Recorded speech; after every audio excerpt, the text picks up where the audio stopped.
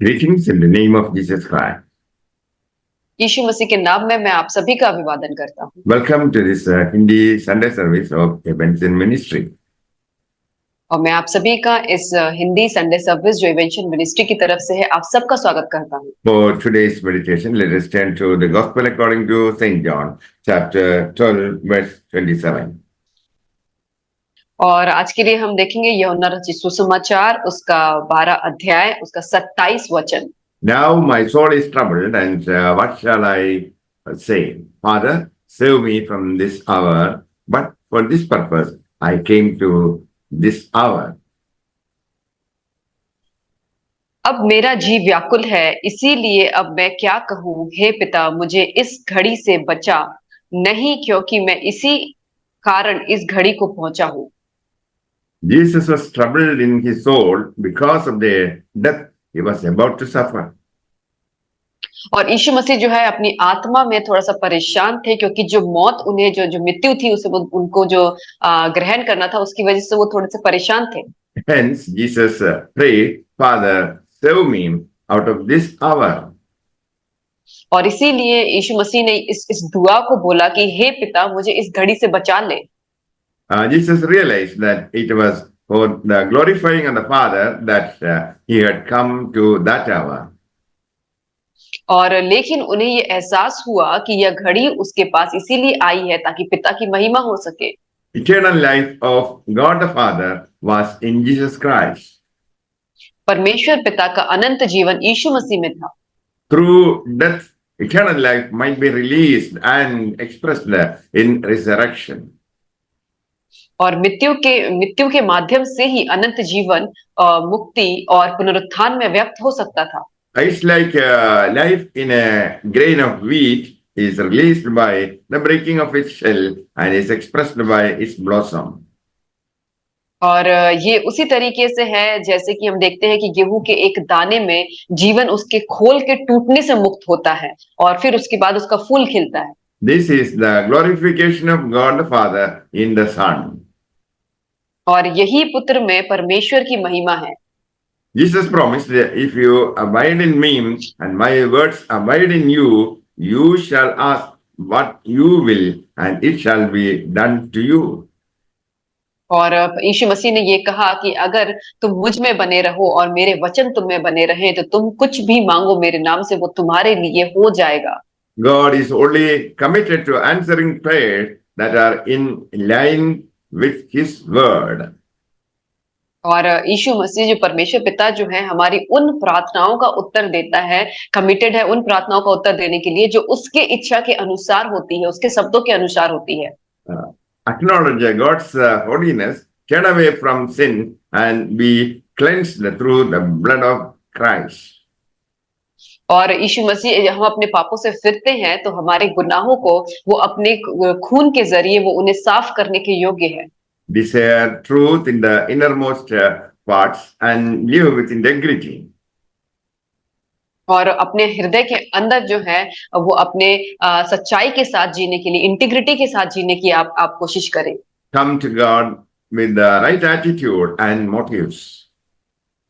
और परमेश्वर पिता के पास जो अपना जो है सही एटीट्यूड को लेके, सही स्वभाव को लेके और सही इच्छाओं को लेके आप आए। Have faith in God's power to do what He has promised. और आप इस पे विश्वास रखें कि खुदा के पास वो ताकत है जो उसने वायदा किया है उसको वो पूरा कर सकता है। Jesus is your atonement, forgiveness, reconciliation, and worthy to be praised. और यीशु जो है वो तुम्हारा प्रायश्चित है, वो क्षमा है, मेल मिलाप है और प्रशंसा के योग्य है। Give to others out of the abundance God has given you. और परमेश्वर ने जो तुम्हें दिया है उसको भरपूरी से आप दूसरों को दें। Gospel according to St. Matthew, chapter 7, verses 7 and 8.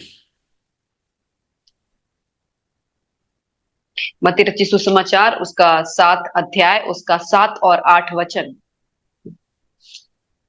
Ask, it will be given to you. Seek, and you will find it. Knock, and it will be opened to you. For everyone who asks receives, and he who seeks finds, and to him who knocks it will be opened. मांगो तो तुम्हें दिया जाएगा, ढूंढो तो तुम पाओगे, खटखटाओ तो तुम्हारे लिए खोला जाएगा, क्योंकि जो कोई मांगता है उसे मिलता है, और जो कोई ढूंढता है उसे पाता है, और जो कोई खटखटाता है उसके लिए खोला जाएगा। Philippians chapter 4, verse 6. और फिलिपियों की किताब उसका 4 अध्याय उसका 6 वचन। Be anxious for nothing, but in everything, by prayer and supplication, with thanksgiving, let your requests be made known to God. किसी भी बात की चिंता मत करो, परंतु हर एक बात में तुम्हारे निवेदन, प्रार्थना और विनती के द्वारा धन्यवाद के साथ परमेश्वर के सम्मुख उपस्थित किए जाएं। The book of Jeremiah, chapter 32, verse 17. और इर्मिया उसका 32 अध्याय उसका 17 वचन। Oh Lord God, behold, you have made the heavens and the earth by your great power and outstretched arm. There is nothing too hard for you. हे प्रभु यहोवा, तूने बड़ी सामर्थ और बढ़ाई हुई भुजा से आकाश और पृथ्वी को बनाया है, तेरे लिए कोई काम कठिन नहीं है। Jeremiah chapter 33, verse 3.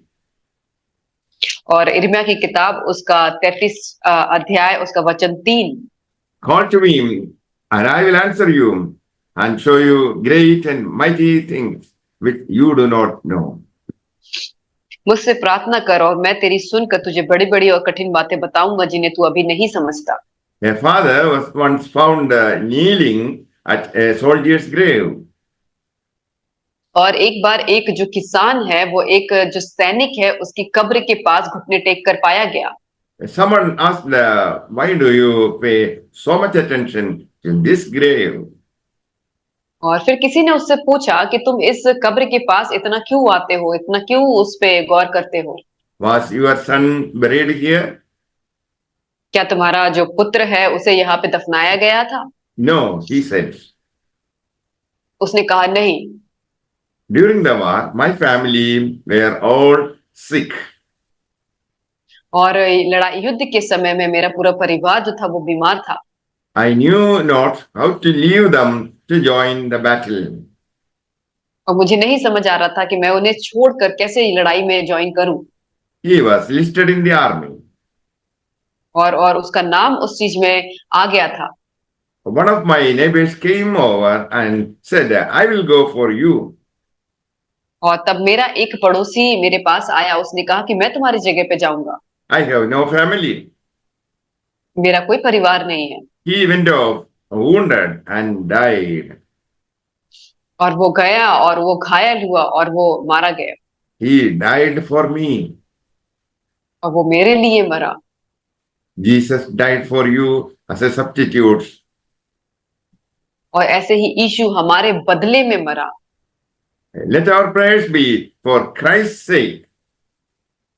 और हमारी जो प्रार्थनाएं होनी चाहिए वो प्रभु के लिए होनी चाहिए।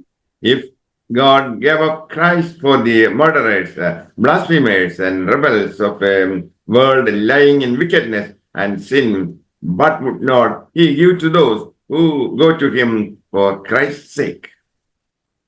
और यदि परमेश्वर ने एक पापी, विद्रोही, दुनिया में हत्यारों, निंदकों और बुराई के में पड़े हुए लोगों के लिए मसीह का बलिदान दिया, तो क्या वो उन लोगों के लिए नहीं देगा जो उसके नाम से उससे प्रार्थना करते हैं? May the Lord bless you all with these words. Amen. परमेश्वर आप सबको इन वचनों के द्वारा आशीष करे। आमीन।